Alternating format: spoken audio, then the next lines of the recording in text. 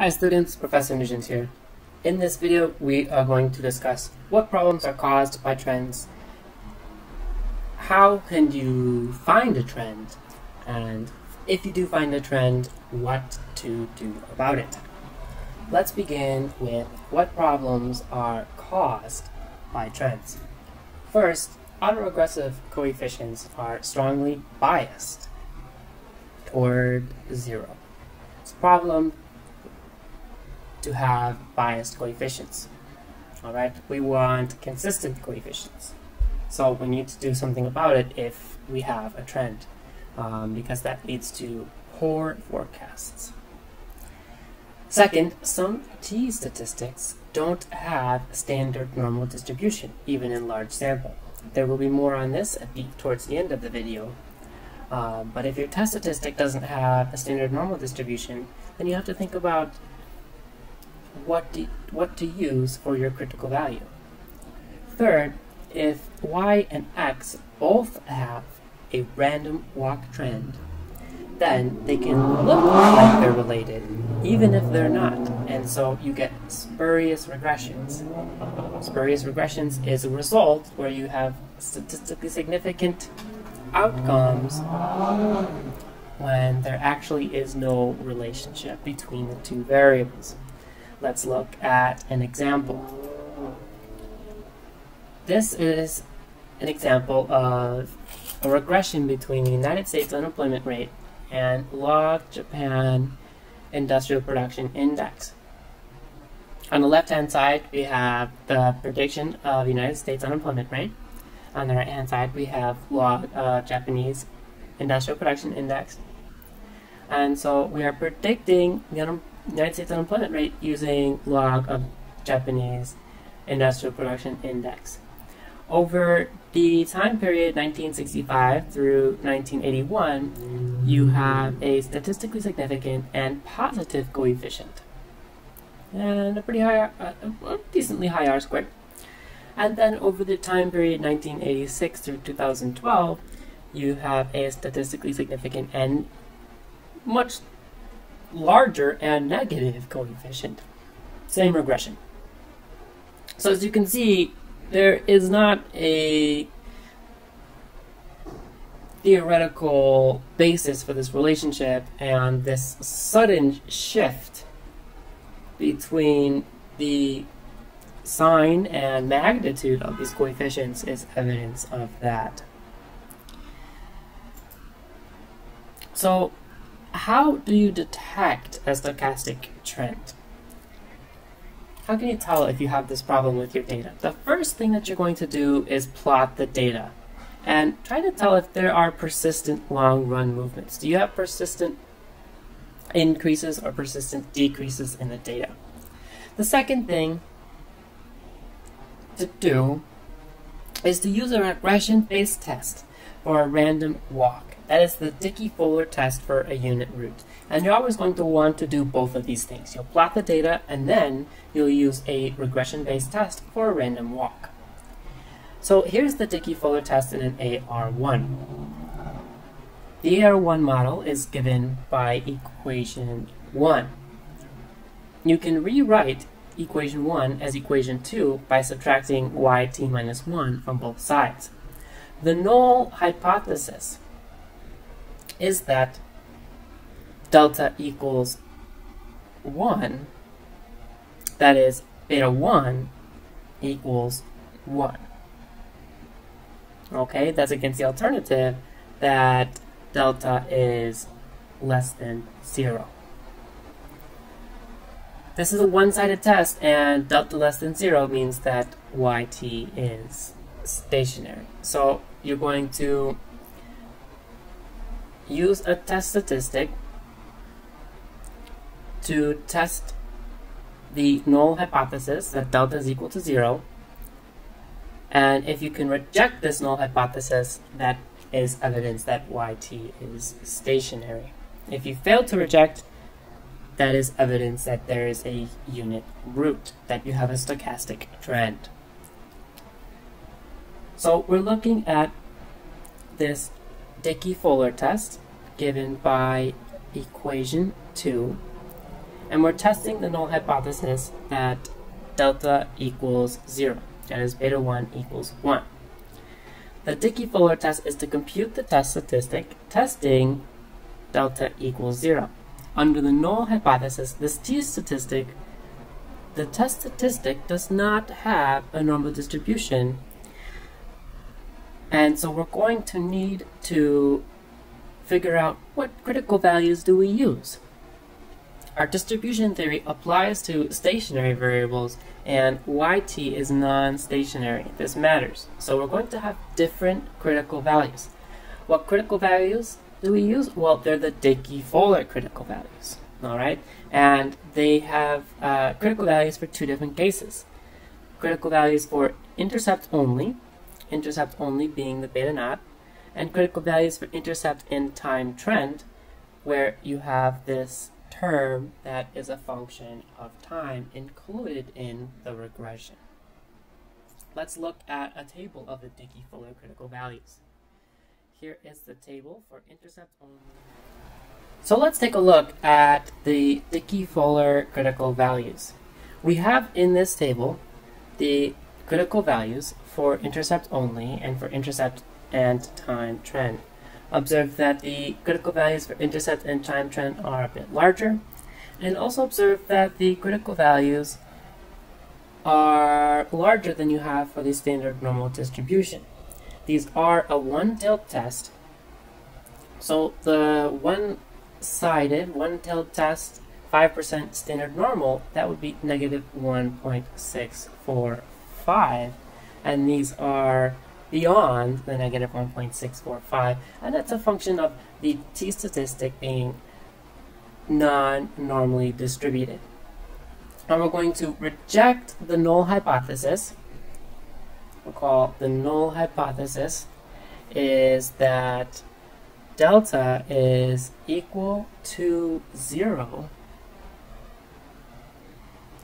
That delta is equal to 0. And we're going to, that the yt has a unit root, and we're going to reject this null hypothesis if the Dickey-Fuller test statistic, that is, the test statistic testing that delta is equal to 0, if that test statistic is greater, if it's beyond the critical value, so if it's less negative than the critical value. All right. Now the Dickey-Fuller can be generalized to the ARP model, the autoregressive model with B-lags. The Dickey-Fuller test is based on the rewritten model, where we're going to test again this delta, where this should be minus 1. And if there is a unit root, then delta is equal to 0. So we're testing the null hypothesis that delta is equal to 0 against the alternative that delta is less than 1. So we would estimate this equation. Let's give that a nice big rainbow star. We're estimating equation nice big rainbow star to obtain the test statistic that's testing that delta is equal to 0. We can reject the null hypothesis of a unit root if the test statistic is, by less than, we mean more negative than, beyond than the Dickey-Fuller critical value in table 15.4. To modify for a time trend, you would include t as a regressor in equation big rainbow star, where you could include the term mu t up in that equation, and you would use the separate set of Dickey-Fuller critical values for the regression with a trend. When should you include a time trend in the Dickey-Fuller test? The decision to use the intercept-only Dickey-Fuller test or the intercept and trend Dickey-Fuller test depends on what the alternative is and what the data look like. And the intercept-only specification, the alternative is that y is stationary around a constant. So there's no long-term growth in the series. In the intercept and trend specification, the alternative is that y is stationary around a linear time trend. The series has long-term growth. And that's something that you may expect with economic time series, is that you have long-term growth. So let's look at an example. Does the United States gross domestic product have a stochastic trend? The alternative is that the logarithm of GDP is stationary around a linear time trend. So we're going to include that term mu t in the regression, because as we can see in this plot here, we observe long-term growth. So we're going to test whether there is a unit root. So we're testing for the stochastic trend against the alternative that y is stationary around a linear time trend. So what we're going to do, we're going to run an AR2 model here, where we're going to predict the change in natural log of GDP plus 1, and the regression model is 0.162 plus 0.0001 times t minus 0.019 times the natural log of GDP, the lag of GDP, plus 0.261 times the first lag difference plus 0.165 times the second lag difference. Now the Dickey-Fuller test statistic is negative 1.95. That comes from these values. That's negative 0.019 divided by 0.010. And this is more accurate. This must be a 5 here. Now we can't compare this to negative 1.645 because recall the t statistic, the test statistic, is non-normally distributed. We need to use the Dickey-Fuller table. So let's do that. Our Dickey-Fuller t statistic is negative 1.95. We have an intercept in time trend, so we're going to look at the bottom row. At 10%, the critical value is negative 3.12, so we fail to reject the null even at the 10% level. We're failing to reject that there is a unit root. So we have good evidence that there is a unit root in the series of gross domestic product. Now we would normally choose lag length in a Dickey-Fuller regression by BAC or AIC, and for GDP, 2 lags are chosen as in the ADF regression ran above. So how to address this? What do we do now that we've found that we have a unit root in our time series? Fortunately, there's a pretty easy method for solving this problem. If yt has a unit root, so if it has a random walk stochastic trend, the easiest way to avoid the problems that this poses is to model yt in first differences. Okay? So we're going to use delta yt in all of our regressions and statistical tests, etc., instead of yt. Okay, so you specify the autoregressive model in first differences. And you will be using a stationary series, and you can make good forecasts. Let's sum up detecting and addressing stochastic trends. The random walk model is the workhorse model for trends in economic time series data. To determine whether yt has a stochastic trend, first plot yt. If a trend looks plausible, compute the Dickey-Fuller test. Decide which version, intercept or intercept plus trend. The trend is used where you see long-term growth. If the Dickey-Fuller test fails to reject, you conclude that yt has a unit root.